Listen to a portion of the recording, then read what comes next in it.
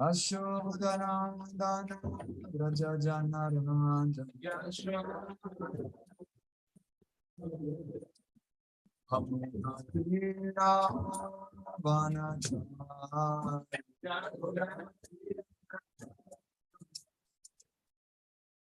Amunatira Vanachara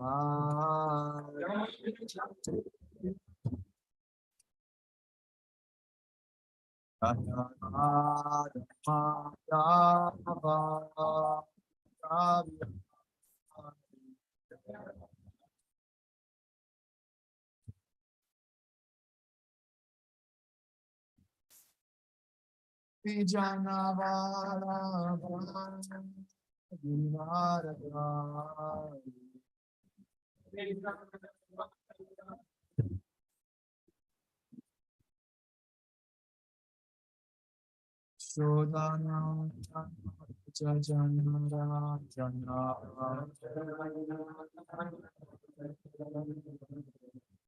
Ashodhana Jajanara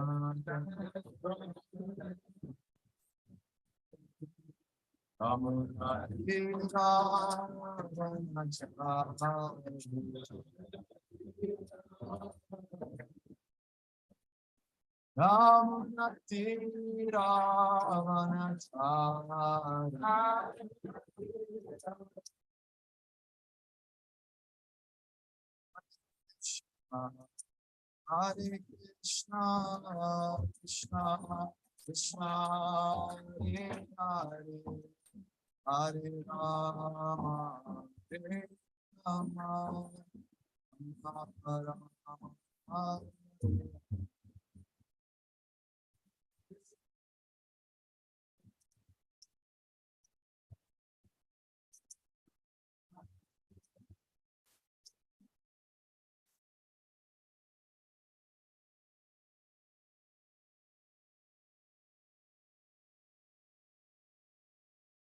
Hare Krishna, Hare Krishna, Krishna Krishna, Hare Hare, Hare Rama, Rama Rama.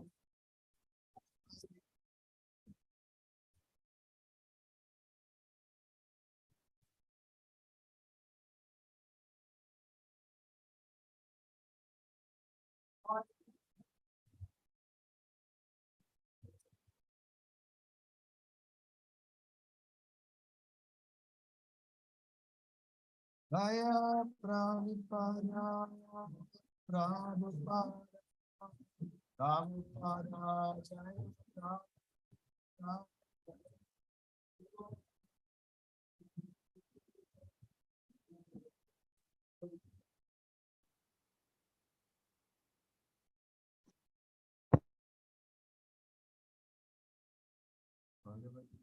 Vasudevaya,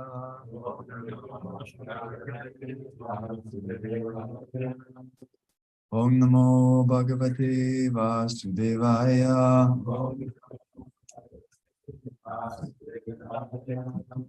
Om Namo Bhagavate Vasudevaya.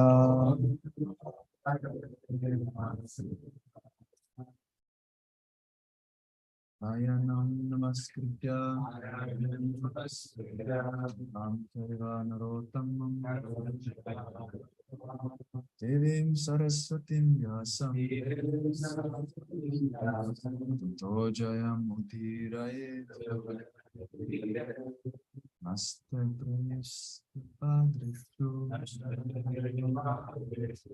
Nityam bhagavata sevayam Bhagavati uttama shloke Bhaktir bhavati naistiki. Sorry with the translations. Together, everyone. Before we start, just think about the time.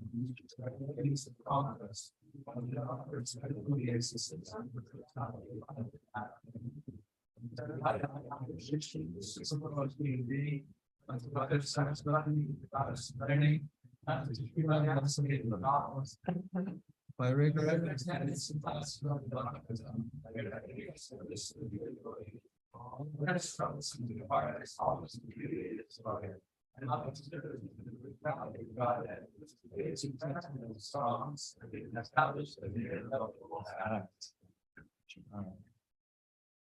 So I believe we're doing verses 13 to 25 today. So we can just start by reading the verses. We can take turns. Maybe I think everyone, no, not everyone, but many of us will get a chance to read a verse. Maybe we can start with Radhika. So number 13. Shukadev Goswami said, "Okay, the Supreme Personality of Godhead, Lord Krishna, thus instructed his pure devotee Uddhava, who was eager to receive knowledge from the Lord. Uddhava then offered obeisances to the Lord and spoke as follows. Shri Uddhava said, "My dear Lord, you alone award the results of yoga practice, and you are so kind that by your own influence you distribute the perfection of yoga to your devotee."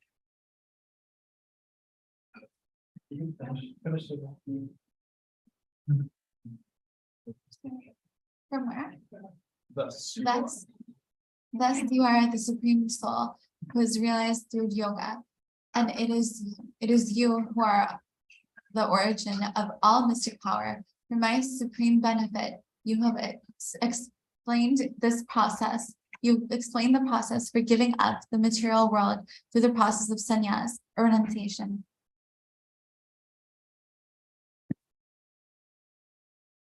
My dear Lord, O Supreme Soul, for those whose minds are attached to sense gratification, and especially for those both fit, bereft, or devoted to you, such renunciation of material enjoyment is most difficult to perform. That is my opinion. O my Lord, I myself am most foolish because my consciousness is merged in the material body and bodily relations, which are all manufactured by your illusory energy. Thus I am thinking I am this body, and all of these relatives are mine. Therefore, my Lord, please instruct your poor servant. Please tell me how I can very easily carry out your instructions. My dear Lord, you are the absolute truth, the supreme personality of Godhead, and you reveal yourself to your devotees. Besides your lordship, I do not see anyone who can actually explain the perfect knowledge to me. Such a perfect teacher is not to be found even amongst the demigods in heaven. Indeed, all the demigods headed by Lord Brahma are bewildered by your illusory potency. They are conditioned souls who accept their own material bodies and bodily expansions to be the highest truth. Therefore, O Lord, feeling weary of material life and tormented by its distresses, I now surrender unto you because you are the perfect master. You are the unlimited, all-knowing Supreme Personality of Godhead, whose spiritual abode in Vaikuntha is free from all disturbances. In fact, you are known as Narayana, the true friend of all living beings. The Supreme Lord replied, "It is only those human beings who can expertly analyze the actual situation of the material world are able to raise themselves beyond the inauspicious life of gross material gratification." An intelligent person, expert in perceiving the world around him and in applying sound logic, can achieve real benefit through his own intelligence. Thus, sometimes one acts as one's own instructing spiritual master. In the human form of life, those who are self-controlled and expert in the spiritual science of Sankhya can directly see me along with all of my potencies. In this world, there are many kinds of created bodies, some with one leg, others with 2, 3, 4, or more legs, and still others with no legs. For all of these, the human form is actually dear to me. Although I, the Supreme Lord, can never be captured by ordinary sense perception, those situated in human life may use their intelligence and other faculties of perception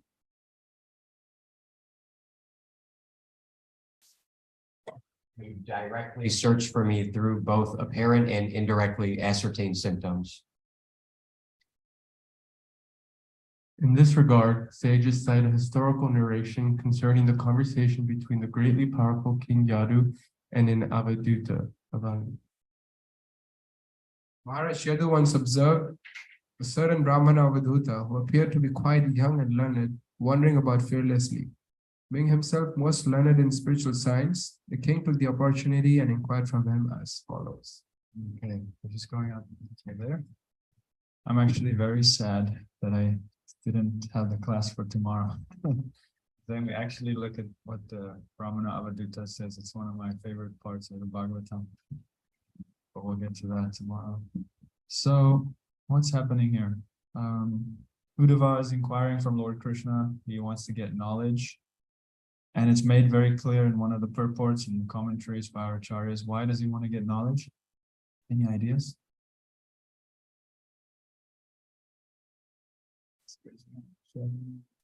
Yeah. Why is Uddhava trying to acquire knowledge?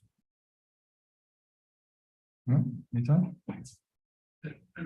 Was speaking about like how he was so feeling very sad that Krishna is about to leave the planet and he was feeling that separation. So he wanted those instructions as Vani as like his last form of association. So he wanted to hear from Lord Krishna about how he could not directly associate Lord Krishna afterwards, but like through his instructions, he wanted to remember him. Right. So to keep that connection, that relationship. So it's all about devotion, really. It's knowledge for the sake of devotion and relationship. Yeah. So then Krishna starts instructing Uddhava and he's saying different things here. Very instructive. Many times this part is called the Uddhava Gita, this part of the Bhagavatam, and it's often compared to the Bhagavad Gita. Because it's a similar thing, you know, it's of someone that's very dear to Krishna, a friend of Krishna, basically, just like Arjuna was in the Bhagavad Gita. And then they're asking questions, and Krishna is very directly instructing them. Okay, but I'd like to go, I don't know if you can open 15, 7, 11, 7, 15. I'd like us to look at that specifically for today. It's very, very interesting. Okay, so I'll just read it again, and then someone else can read the purport. So he says, Uddhava says, "My dear Lord, O Supreme Soul, for those whose minds are attached to sense gratification, and especially for those bereft of devotion unto you. So for those bereft of devotion unto you, such renunciation of material enjoyment is most difficult to perform. That is my opinion." Okay, anyone like to read the purport? Yes, okay.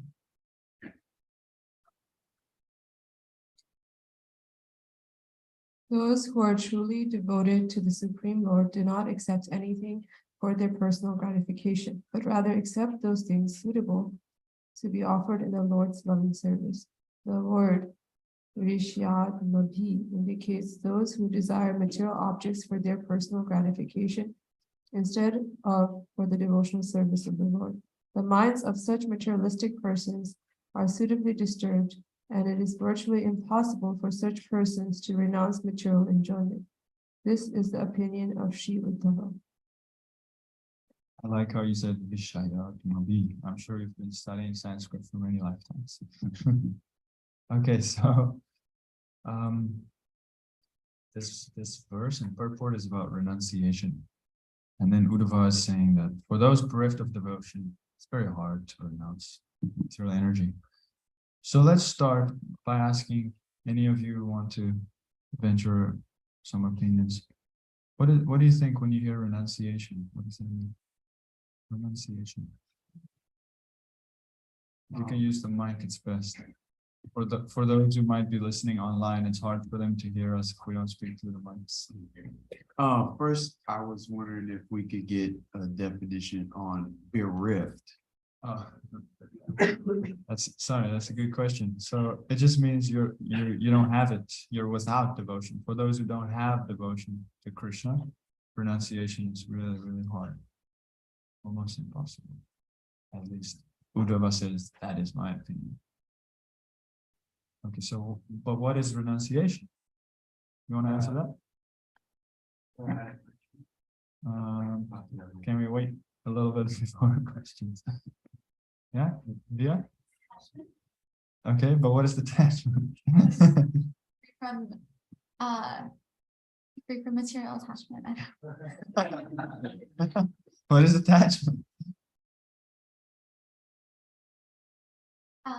It comes from false identification with the body at the root of it, so.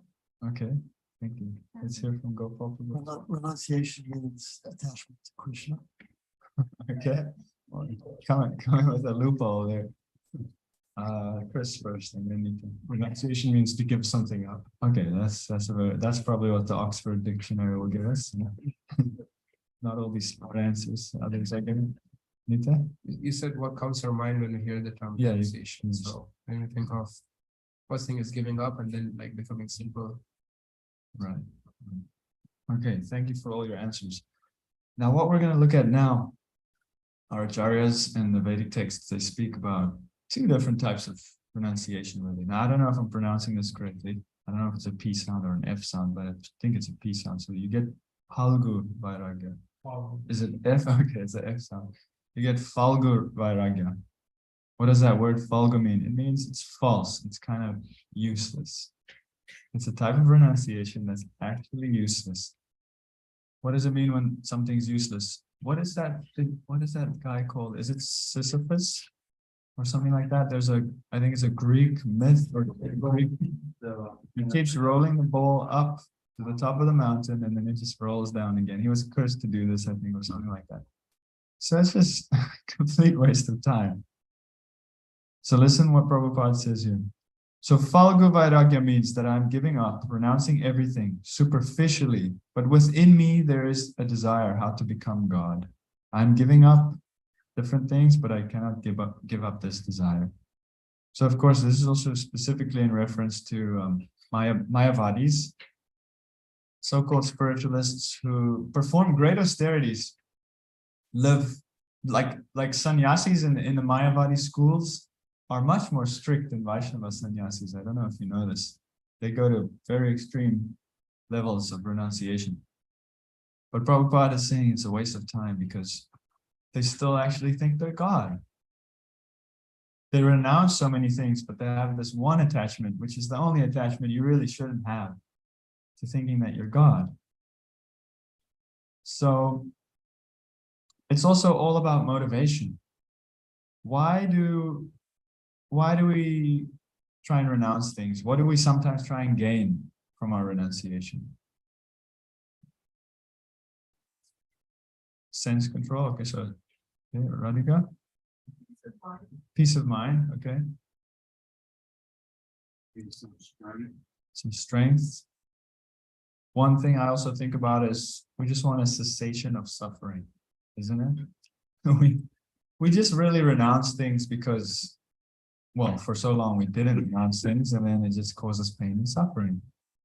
But we oscillate, It's described, the soul in the material world goes from attachment to aversion, just like a pendulum swinging again and again, life after life. So Krishna also says in the Bhagavad Gita, there are 4 different kinds of people that approach him. What are those 4? Anyone can tell us? Yeah?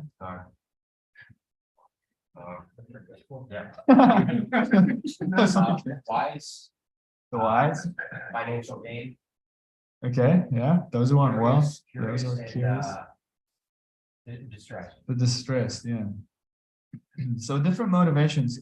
So that's why people first approach Krishna. But do you think these motivations are what can keep them in a relationship with Krishna? Not so sure, right? Okay. So these kind of motivations, when you think about them, it reveals the very temporary nature of that kind of renunciation, isn't it? Does that make sense?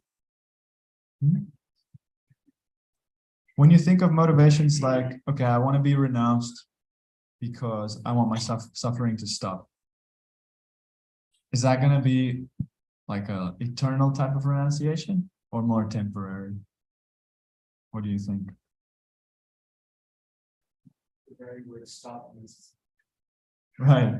So when your suffering stops, your renunciation usually stops, right? We can think of Hiranyakashipu. maybe the most intense forms of austerity and renunciation anyone's in the history that the Bhagavatam gives has ever performed. Like hundreds and thousands of years, standing on his tippy toes until his body gets eaten by ants. But then, as soon as Lord Brahma gives him different powers, does he remain detached and renounced after that? No, he wants to conquer the whole universe and have everything for himself, right? So this is Algu Vairagya.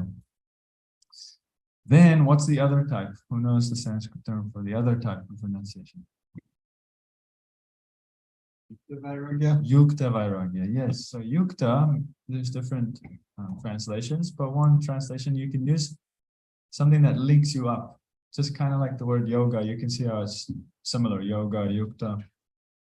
This kind of renunciation actually connects you, it links you to Krishna. So the funny thing is that we should all realize when we think about renunciation, we think, oh, I think the definition you gave is giving something up. Nothing belongs to us in the first place. So what do you think you're giving up? The only thing you can really give up is your propensity to imitate Krishna. That's the only thing you can really give up. There's a funny pastime. I don't know if I'll get the details wrong, but I think some of Prabhupada's disciples came to him very excited to speak of this man they heard about. So it was like a guru, and before this guru, they brought, not Prabhupada's disciples, but some other people brought a suitcase full of money. And the sadhu said, I don't want this, take it away. And they were telling Prabhupada, thinking this is so cool, such a great show of renunciation. And Prabhupada just thought, what a fool, what an idiot. Imagine what we could have done for Krishna with all that money. Bring as many suitcases full of money as you can, right? So this is Yukta Vairagya. This is the proper kind of renunciation, where you're not just falsely giving things up, things that didn't belong to you anyway in the first place, but you're trying to use everything in Krishna's service. Devotees are so expert, they can use almost everything in Krishna's service. Of course, there are limitations. So let's play a game. I'll mention something and we can all decide if it can be used in Krishna's service or not, because there are limitations. Okay, easy things. Microphone, Prabhupada uses this example. Microphone, electricity, of course it can be used in Krishna's service. It's said that the ancient sages, Vedic sages, they knew about electricity. It's not something we invented whenever, 1700s or whatever.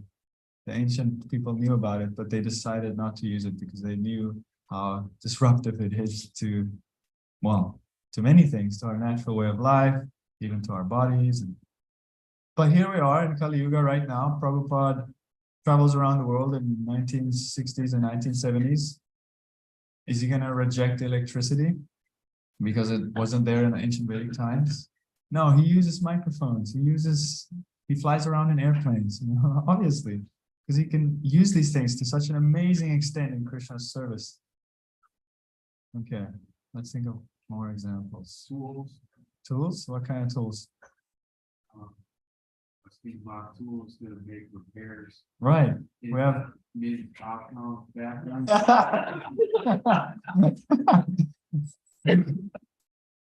good example, yeah. Okay, let's use another example. Vehicles, yes, vehicles. Okay, now what about this one? Mahatma Prabhu was actually asking us this yesterday. He said people participate much more eagerly in the Harinam when they're drunk. So should we distribute some prasadam beer? What do you think?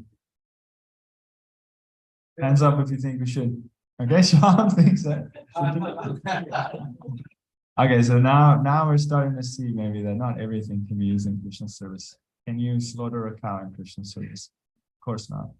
So there are limitations, but for the most part, devotees can use almost anything in Krishna service, and that's real renunciation. Just look at Prabhupada's life. Yes, bro. Can you explain like why it would not be proper?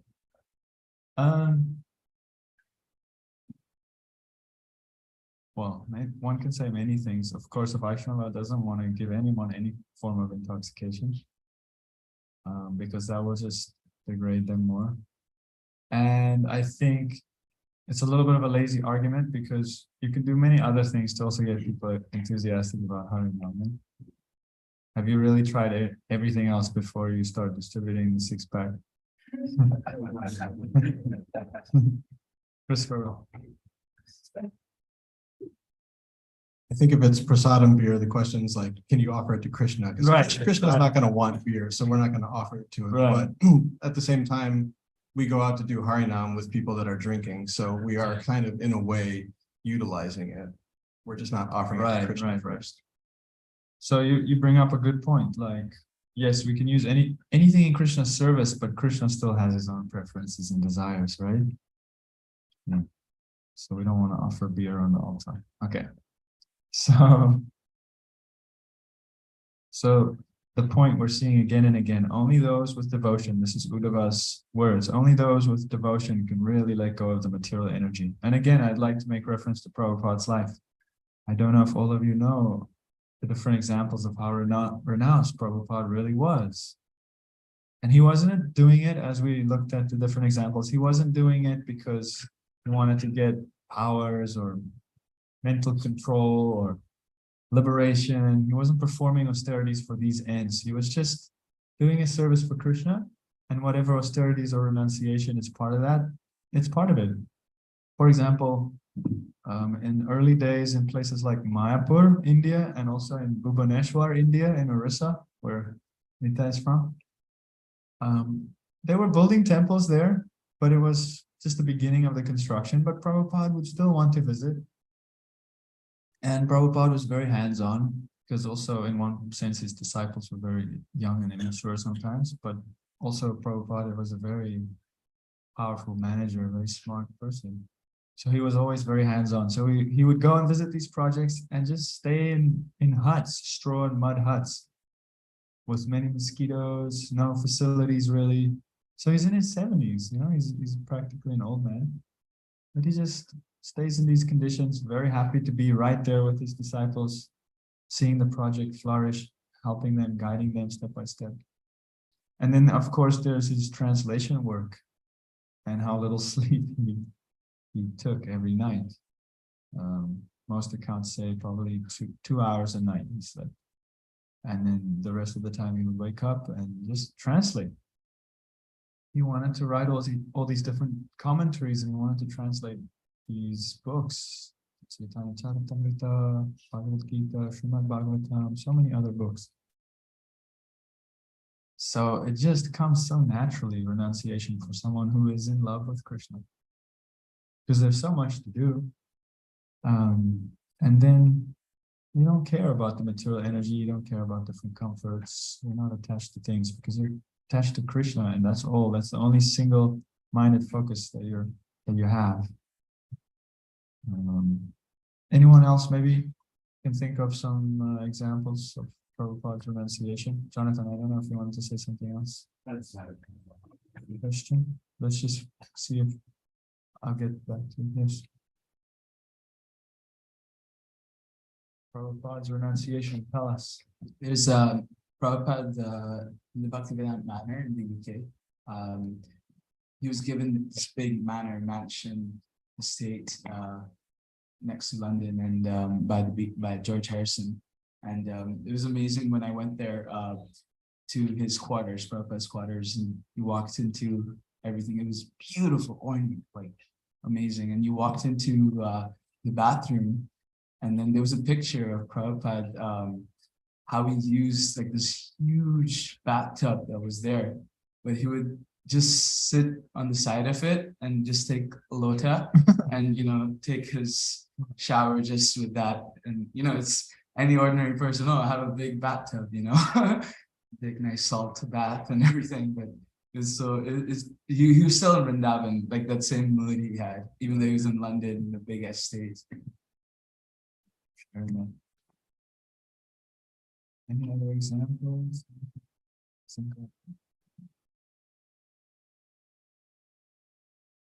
Oh, I was also thinking, Govinda.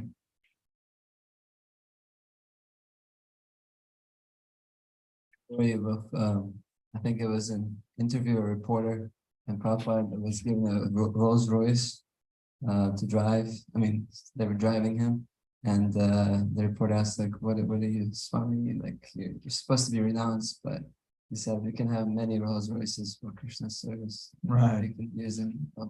Right. Even I think Bhakti Siddhanta says that he is the one who introduced this. Yeah. I think in Radha Commission. Yeah, Bhaktisiddhanta Maharaj would arrive in Radhakund with a Rolls Royce, and sometimes he would wear leather coats, leather boots, I think. Well, not leather coats, but maybe wool coats and sometimes leather boots. Yeah, there's a lot to be said about Bhaktisiddhanta Maharaj, Prabhupada's guru, and the different ways in which he utilized everything in Krishna's service. Maybe I'll just quickly mention one time Bhaktisiddhanta Maharaj arranged a whole theme park, amusement park, like a fair, with, just all kinds of things you'll see in a fair. But then he also installed different dioramas of Krishna's pastimes. And he was, people would criticize him for these different things he would do, but if you have to set up an amusement park to get people to come and look at dioramas and information about Krishna, then that's what you do. That was the mood. So that's Yukta Vairagya. Okay, another thing I would like to mention, which I think illustrates this point of false versus real renunciation very well, is how we think of the opposite sex and how we deal with those attachments and the renunciation. So again, we can think of it in terms of cessation of suffering. And even in the Bhagavatam, there'll be many verses that speak about, the opposite sex will cause this form of suffering, that form of suffering. You'll go down this deep, dark well, and this will happen, that'll happen. So even in the Bhagavatam, you're kind of seeing this example of this kind of motive towards renunciation being given. But that's one kind of technique the Bhagavatam will use to motivate us. But as we said, that's not the most sustainable form of renunciation. I've been around for a little bit, and I've seen many brahmacharis. You could say there are two categories, two ways in which brahmacharis can treat the ladies. They can be full of aversion, or they can just treat them like human beings. And usually when there's a lot of aversion being expressed, aversion is just the opposite side of the coin of attraction and attachment, right? So yes, you can look at this man or woman walking down the street and you can think, oh, this is Maya, this is going to lead to so much suffering. And we should think that, maybe. But you can also think of how both you and that other soul are part of Krishna and Radharani's pastimes in the spiritual world. Right? Do you see my point? That'll really help you to detach from these different thoughts about how, that person can help me enjoy. If you see things in the right perspective, and if we can really grow in our devotion to Krishna and try and help others to grow in their devotion to Krishna, that's really when these different attachments fade away. So I just wanted to mention that as well. Okay, how much time do we have? I just quickly want to also show you an amazing purport from the Chaitanya Charitamrita, Madhya Lila, chapter 23, text 105. So in this part of the Chaitanya Charitamrita, Lord Chaitanya is instructing Sanatana Goswami on various topics in Varanasi in India. And he also speaks about this very topic, real renunciation versus false renunciation. So Sri Chaitanya Mahaprabhu then told Sanatana Goswami about proper renunciation according to a particular situation. And the Lord forbade dry renunciation and speculative knowledge in all respects. Okay, so Prabhupada writes about it in the purport. He says, to broadcast this cult of Krishna consciousness, one has to learn the possibility of renunciation in terms of country, time, and candidate. A candidate for Krishna consciousness in the Western countries should be taught about the renunciation of material existence. But one would teach candidates from a country like India in a different way.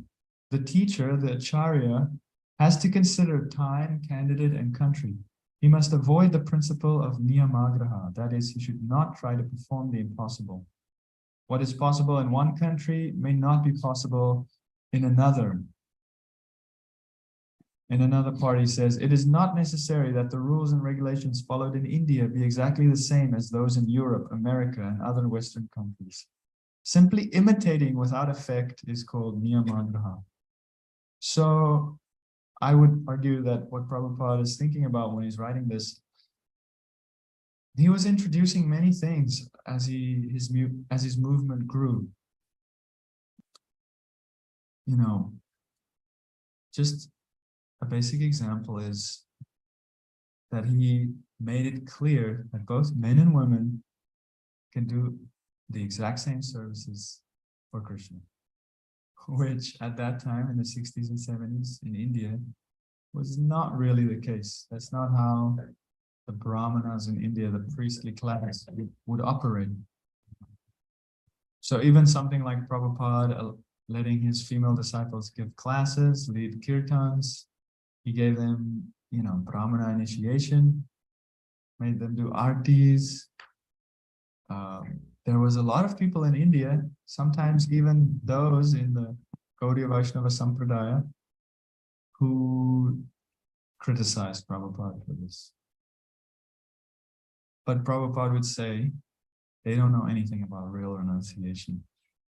They don't know anything about how all of us can be engaged in so many ways in Krishna's service. So we must really take up this mood of Prabhupada, and we must realize that there's no barriers really. All of us can utilize all our different talents, all our different skills in Krishna's service. One of my favorite Bhagavatam classes that I ever attended was in Cape Town in South Africa, given by Kadambakanda Swami. And you know, it was a class, but to a certain extent, it almost felt like he was, for the whole class, it felt like one big epic speech, you know? Like the speeches you see in movies before they're about to charge in. Are there any Lord of the Rings fans here? Yeah, yeah. It's probably the third book and the third movie, and Aragorn is giving this speech, you know. There may be a day when our shields are shattered and our spears broken, but it is not this day. Right? So this class was like that. And Kadambakanda Swami was just going on and on about how we should be excited in our Krishna consciousness. We should be creative. We should think of dynamic ways of sharing Krishna with others. That's real renunciation. That's real Yukta Vairagya. Everything is Krishna's energy. Just use it. Serve Krishna with everything you have around you, all the skills, all the opportunities. Don't pigeonhole yourself. Don't put bars. Don't put Krishna consciousness in a jail cell, you know? So I want to encourage all of you as well. Just every day, just look at what's around you. Look at what you have. Go deep within yourself. One of my friends once told me, Krishna really appreciates it if we can start looking around at the gaps that exist. There are really nice things Krishna wants us to do, but no one's noticing it. You should be the one to notice it. See the gap and then fill it. Do that service. You know?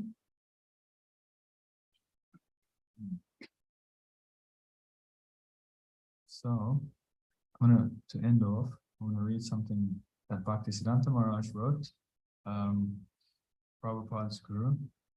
So it's an essay, it's about Putana. And Putana represents false gurus, right? And I would argue that false gurus, you know, they will propound this false kind of renunciation, whereas the real Vaishnava gurus, they'll speak about Yukta Vairagya. So Bhaktisiddhanta Maharaj writes, No mechanical regulation has any value. The bona fide teacher of religion is neither any product of nor the favorer of any mechanical system. In his hands, no system has the chance of degenerating into a lifeless arrangement.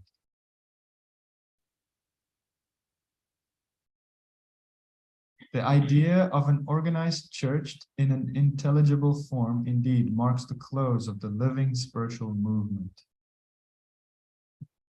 The great ecclesiastical establishments, so like very institutionalized spiritual organizations, they mark the close of the living spiritual movement, and they are the dikes and the dams to retain the current that cannot be held by any such contrivances. So basically he's saying the spiritual energy, bhakti and service to Krishna, it flows, and then in our human state, we try and like dam it up, you know? But real servant of Krishna knows that bhakti needs to flow and it needs to be dynamic.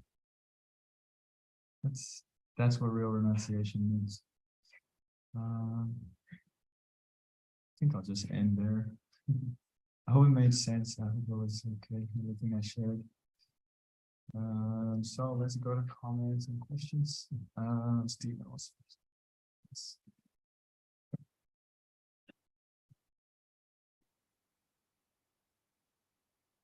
What was the verse that you quoted from the Chaitanya Charitamrita? It's Madhya Lila 2305, I think. Was it 23? I think so. 105? Madhya Lila 23-105. There were some other hands in my hand.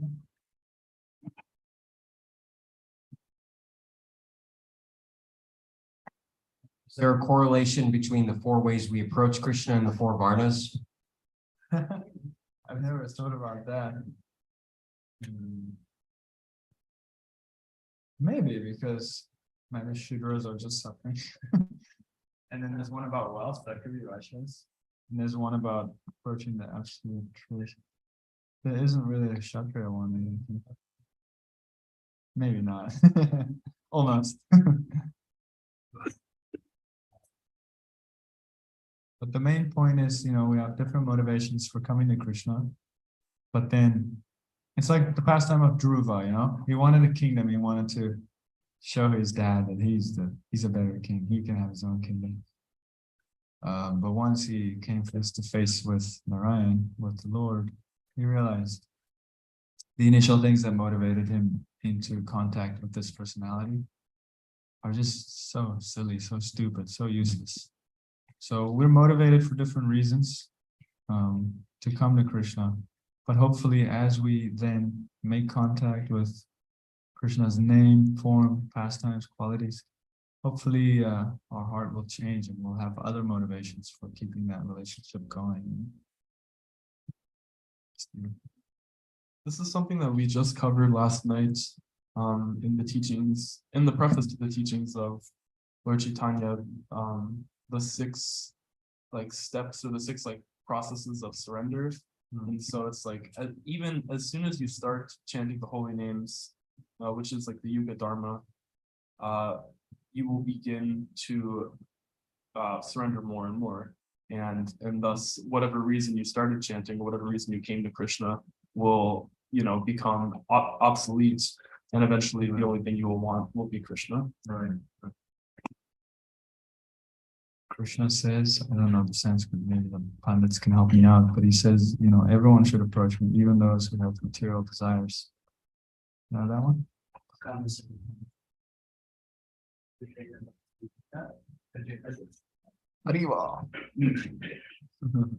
So yeah, it doesn't matter if you have material desires or you don't have material desires. Krishna's saying, just come, just come, just come. All of you, everyone's invited. Jonathan? So I was thinking too about I might have turned it down. Can you hear me? Yeah, Okay. just hold it nice and close. About the process of surrender that we were speaking about yesterday. It's very interesting. It comes around full circle, and I was wondering if maybe that's why it just says that your attachment to sense gratification and being bereft of devotion makes renunciation of material enjoyment most difficult, but it does not say impossible. Right? That's what I was kind of wondering, if it is still possible, even if you have those things. And then my comment is, even if you put Krishna consciousness behind bars, it will still shine. Well, it can't be kept behind bars. You know. Nothing can break out of jail easier than Krishna consciousness. Like Bhaktisiddhanta Maharaj was saying, you know, we try, human beings try to bring our own limited vision into the mix, but this living force of Krishna consciousness always finds a way to manifest its full glory. Just want to make sure I understood your question. You're asking, you know, even if you have material attachments, there still can be renunciation. Right? That's what you're asking. Yeah, definitely. We were looking at different personalities, like Hiranyakashipu manifested extreme levels of renunciation. But the point is, it's ultimately temporary. You know? We can think of many other examples. Think of big CEOs or entrepreneurs, owners of companies. They renounce a lot of things. Many of those oaths, they don't sleep much. They don't have many hobbies. Their marriages fall apart. So they're renouncing things big time. But it's temporary because they're working to achieve a certain goal. You know, they might become the richest man on the planet for a little while, but it's not satisfying. So think about what that soul is experiencing. It had a certain goal. It had certain desires, and it thought it would bring satisfaction, and then it just doesn't. So in the next life, Elon Musk probably won't care much about wealth because he tried it. Satisfaction. So the point is, it oscillates so much. The soul in the material world, from life to life, just goes from this desire to that desire. And we might express some renunciation in that process, but it's not real renunciation. Real renunciation comes when you develop a relationship with Krishna. My friend told me the story about some amazing mathematician who was working like his whole life on different things, coming up with groundbreaking new theorems and whatever. And then one day he just stopped and he just went to his mom's basement and started playing ping pong. And that's like what he was into. He just dropped the maths just like that. So this person probably had been doing maths for like a few lifetimes to get to that point of that sheer genius. But it's just not satisfying. We'll just give it up for ping pong one day. You know?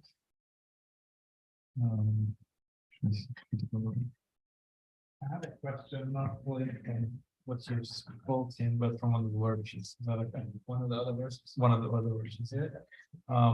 This one verse that said, an intelligent person, expert in perceiving the world, I think it's number 20, around him, and in applying sound logic can achieve real benefit through his own intelligence. Thus, sometimes one acts as one's own instructing spiritual master. That's one, how should one actually apply the words? Yeah, so interestingly enough, first I was thinking of speaking on both verses, the one I did and this one, because I found this one interesting too. And I was going to ask everyone, you know, what does this sound like to you? Sounds like we could just be our own spiritual master, right? Both. We could just listen to ourselves, right? And maybe be a little reclusive. But in the purport, Jiva Goswami makes it clear that when you can develop this transcendental intelligence so that you can get lessons from the world around you, Jiva Goswami says the conclusion actually then is that you realize, oh, I need the association of the devotees. So that's the one thing to be very clear on. It's not that you become your own spiritual master and then you're self-sufficient. You're just gonna sit in a cave somewhere and you've perfected your bhakti yoga. No, that intelligence is just one little instrument, one little piece of the puzzle that basically helps you to realize how important it is to be in the association of other Vaishnavas. And then I think also important to notice is it says sometimes one acts as one's own instructing spiritual master. So in other words, Krishna shows you things. Krishna is there in your heart as a super soul. And there are many things that come up. Actually, I've had so many moments over the years where I get an intuitive feeling about something and then I don't act on it.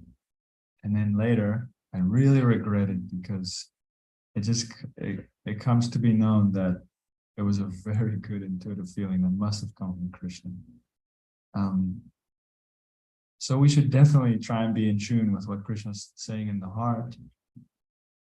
But, that's a slippery slope. Many serial killers talk about how God was speaking to them. So, you can't just. Check the Guru Sadhu. Yeah, there are checks. There's a system of checks and balances. There's Guru, Sadhu, and Shastra.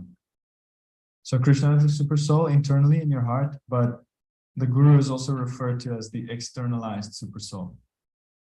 Krishna speaks to you even more clearly in the externalized form, in the form of different gurus saying things to you.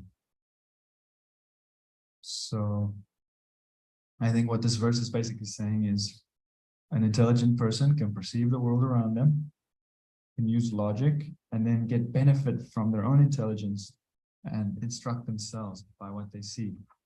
But this is just one nice method Krishna gives us in a whole myriad of other processes that we should be following, which includes taking instructions from a spiritual master. I don't know if that answers your question. I don't know if we have more time. But Katie has a question and I really want to hear it. Yes. So is intelligence associated with the body and the brain or with the soul? Very good question. There's two different types of intelligence. There's, material intelligence, which is related to the mind and the brain. And we have different things. We have different types of intelligence in our modern world that when we think about intelligence, we quantify it in different ways. There's IQ, probably the most well-known one. Then there's EQ, right? Like emotional intelligence. And there's many other ones. There's ones about like spatial awareness and different things.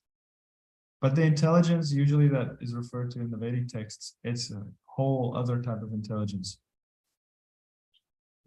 It's something beyond the mind. It's something completely beyond the mind and above the mind. And ideally, it's a transcendental type of intelligence, which is meant to guide and control the mind. So I've spoken to Anthony about this sometimes. There's like a hierarchy. The soul is at the top, then the transcendental intelligence, then the mind, and then there's other senses. And that's the way in which it should be ordered, with the soul basically, choosing the direction. Like when someone's on a chariot, the soul is the person holding the reins, right? And you can think of 5 horses like the 5 different senses. But when things are upside down, when we identify with the body and we're trying to imitate Krishna, everything gets turned upside down. The senses are at the top, they're in control, and they're dragging us around in different directions. The soul is just like a helpless victim in the chariot, the out of control chariot, going here and there, going off the cliff. So the intelligence spoken of here is actually different to the mind, and it's supposed to control the mind and inform the mind and shape the mind. And this transcendental intelligence is especially revealed or manifests best when hearing transcendental vibrations from texts like these. And I promise all of you, you can have an experience of this if you make the effort to read these texts and study them and read Prabhupada's purports. Just as often as you can hear these sound vibrations, you will experience your transcendental intelligence manifesting. Because you'll go through the day and you'll just think differently about everything. And the transcendental intelligence is that faculty which helps you make the right decisions for your spiritual life, actually. You know, you come into a situation and, you know, speaking of attachment and detachment, when you have transcendental intelligence, it's just so much easier to be detached because you see everything and it's in the right perspective. Just like I was giving the example of the opposite sex. When you have real transcendental intelligence, you just understand that none of us are really these bodies we see right now. We're all part of Krishna's ventures in the spiritual world. That's the real reality. Whereas everything we think we're seeing here is just temporary illusion. So transcendental intelligence will really make you have deep experiences of that, deep realizations about that. And then it'll help you make the right decisions. It'll help your mind to just not get dragged around by the senses. I don't know if that makes sense. So, finish there. Thank you so much. Thank you for being a lovely audience. Srila Prabhupada, please.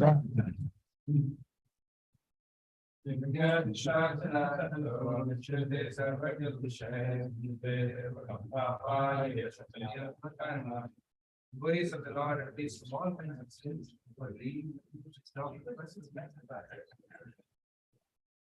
Oh, Mama Sharon, please.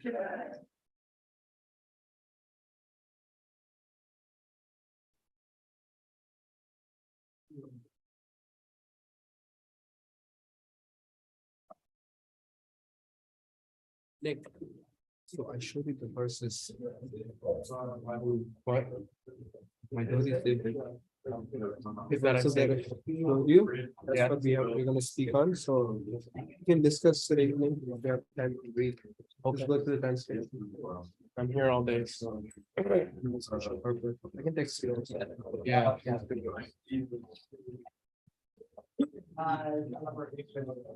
Very high caliber English. Yeah. Oh. Probably every 10 working. Yeah. That's a little tradition. But I would argue that it is.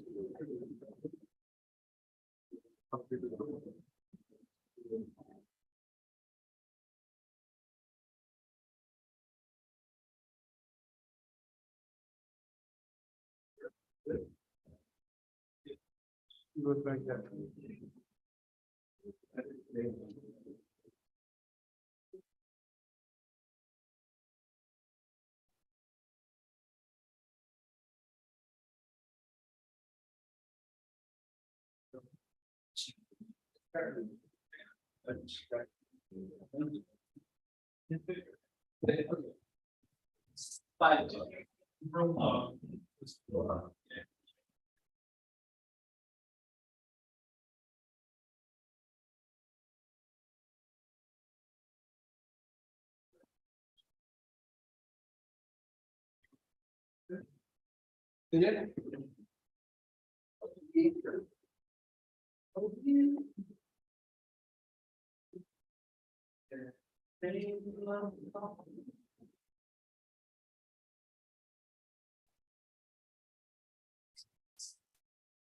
You think today? Yeah. आज कर रहे हो शाम को? I was gonna suggest you. What? Yeah. I was gonna suggest you to do that. Yeah.